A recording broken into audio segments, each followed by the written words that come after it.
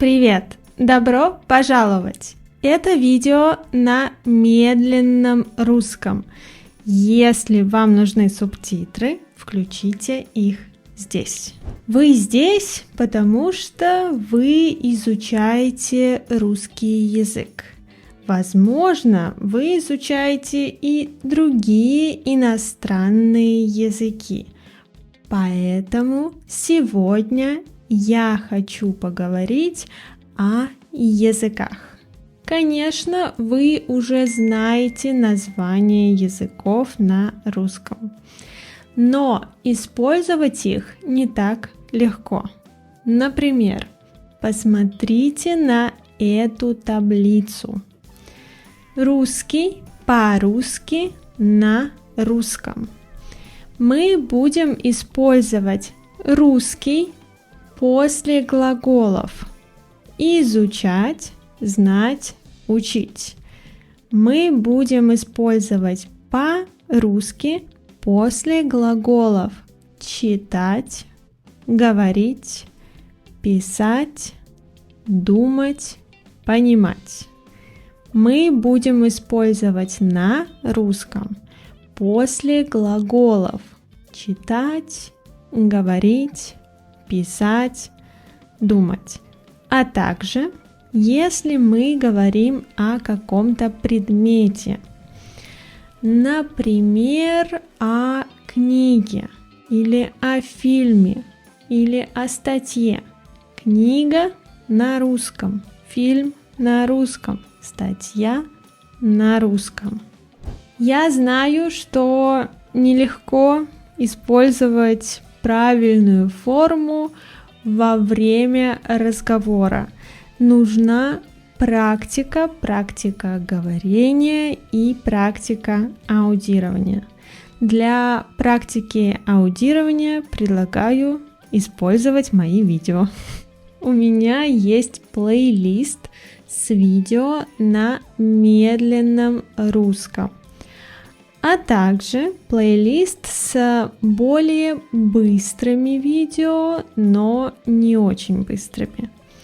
И еще у меня есть подкаст на русском, где мы с моей коллегой говорим о жизни, о языках, о русской культуре. Когда мы говорим о языках, часто сложно выбрать глагол. У нас есть глаголы учить, выучить, изучать, изучить, учиться, научиться. Какая разница? Мы используем изучать, изучить, когда говорим о науке, о дисциплине. Например, изучать биологию, математику. Мы используем учить, выучить, когда говорим о словах, правилах, датах. Учить, выучить значит запоминать, запомнить. Мы используем учиться, научиться, когда хотим использовать глагол. Например, учиться играть на гитаре.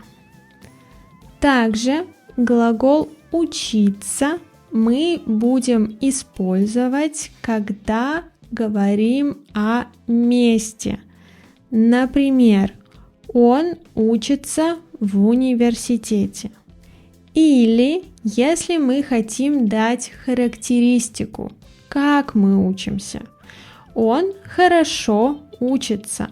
У него хорошие оценки. И последнее. Когда мы говорим об учителе, мы используем глаголы учить, научить. Например, учитель учит студентов русскому языку. То есть учитель дает знания. Обратите внимание на грамматику. Учитель учит кого? Студентов. Винительный падеж. Учитель учит чему? русскому языку. Дательный падеж. Так какой же глагол использовать, когда мы говорим о языке? Вы можете сказать: я изучаю русский язык или я учу русский язык. И так будет правильно. Как мы изучаем языки? Кто-то изучает язык с учителем, с преподавателем. Кто-то изучает язык самостоятельно. Самостоятельно значит без учителя. Но для этого нужна организованность, дисциплина, поэтому большинство выбирает изучение с преподавателем. Когда вы выбираете учителя, у вас тоже есть варианты. Изучать язык с носителем или нет. Носитель языка – это человек, для которого этот язык является родным. Он использует этот язык для повседневного общения и говорит на нем с детства. Сейчас у нас много возможностей найти преподавателя-носителя, так как наша жизнь уже тесно связана с интернетом. Итак, мы можем учить языки онлайн или офлайн. Можно долго говорить о плюсах и минусах каждого формата, но в конце концов каждый выбирает то, что доступно и удобно именно ему. Также каждый выбирает сам заниматься в группе или индивидуально. В группе обычно внимание не только на вас. Много ролевых игр. Есть возможность слушать произношение других изучающих язык. В то время как во время индивидуального занятия все внимание на вас, и ваш собеседник для любого задания – учитель. Думаю, никто не будет спорить, что для процесса изучения иностранного языка личность учителя очень важна. Но что еще важно, это его стиль преподавания. Некоторые учителя иностранных языков предпочитают использовать язык-посредник. Что такое язык-посредник? Приведу пример. Я преподаю русский как иностранный. Ко мне приходит ученик с нулевым уровнем. Он только начинает учить русский. Мой ученик говорит на английском, и я буду использовать английский, чтобы объяснить ему некоторые правила, положение языка, дам перевод некоторых слов и фраз. Я буду использовать язык-посредник, и для меня чаще всего это английский.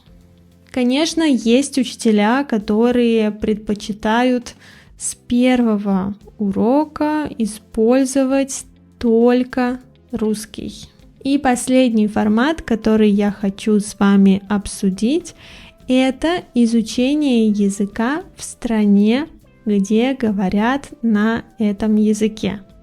Например, многие думают, что если они хотят изучать русский, они обязательно должны делать это в стране, где говорят на русском. Часто говорят о методе погружения. Конечно, метод погружения эффективен, но только переезда в страну изучаемого языка будет недостаточно. Вам все равно нужно изучать язык с учителем или самостоятельно, что-то читать, учить грамматические правила. Да, у вас будет больше возможностей говорить и использовать язык, а также возможность для аудирования. Но этого не всегда достаточно. Глагол, который часто используют с языками, это глагол владеть. Владеть языком. Владеть плюс творительный падеж. Ты владеешь русским языком? Да, я владею русским языком. Владеть – глагол. Владение – существительное. Я думаю, что цель почти всех изучающих иностранный язык – свободное владение. Конечно, иногда и ко мне приходят ученики, которые хотят знать минимум для поездки в Россию, например. Но чаще изучающие русский – это амбициозные перфекционисты. Они хотят свободно говорить на русском языке.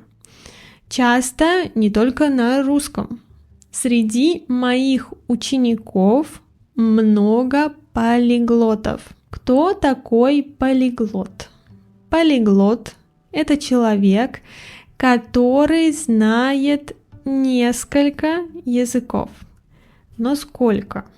Напишите в комментариях, как вы думаете, сколько языков должен знать человек, чтобы называться полиглотом. Потому что у всех разные мнения об этом. И в интернете тоже разные мнения об этом. Кто-то говорит, что достаточно знать 3 языка. Кто-то говорит, что нужно говорить на 5 языках.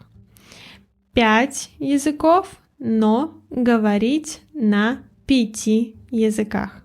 Числительные, такие слова, как 1, 2, 3, 4 и так далее, тоже должны стоять в нужном падеже.